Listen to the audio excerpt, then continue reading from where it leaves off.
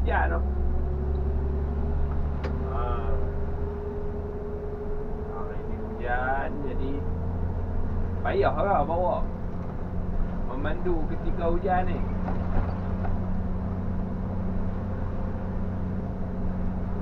Payah. Tak payah. Payah.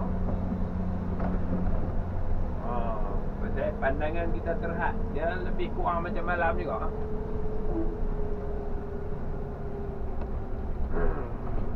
Lepas tu dengan jalan licin, ni macam ni.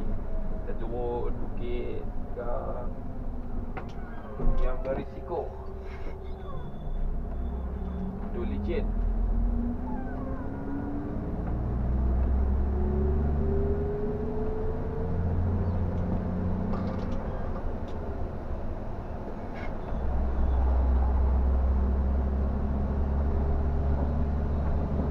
Nak bagi nampak ni lah guna dia. Wiper.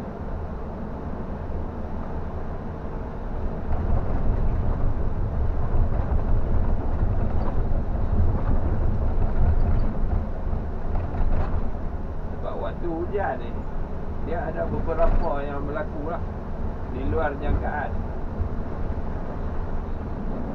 Sama ada pengguna jalan raya sendiri ataupun alam semula jadi. Contohnya pokok. Kalau kita lalu kawasan yang pokok dia rapat di jalan, kemungkinan lah, bukan kemungkinan lah, yang rendah-rendah tu ranting dia akan sampai ke jalan. Ya, kalau kita selalu lalu lepas, bila hujan kita lalu tak lepas, sangkut.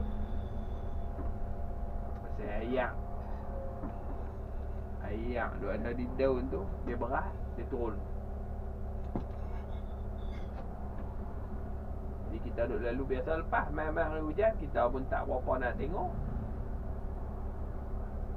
kena bumbung. Selalunya waktu hujan kena pekak lah. Kalau yang macam satu tingkat ni okey lah sikit kot, sebab ada kenderaan yang lagi tinggi daripada kita.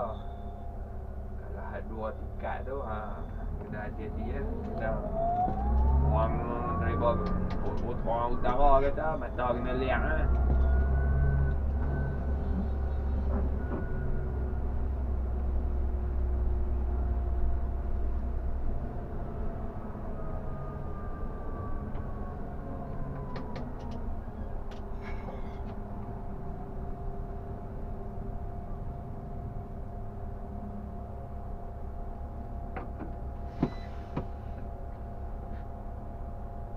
Satu lagi, penunggang motosikal. Penunggang motosikal ni kadang-kadang bila hujan dia boleh jadi macam-macam. Dia berhenti terkejut, dia kena hujan tu, dia cepat-cepat nak berhenti, nak pakai baju hujan. Tu kita kena jaga, kena. Lepas tu bila hujan jalan licin ni, tahulah beroda 2 ni, kebarangkalian dia tu, peratusan dia tu tinggi lah.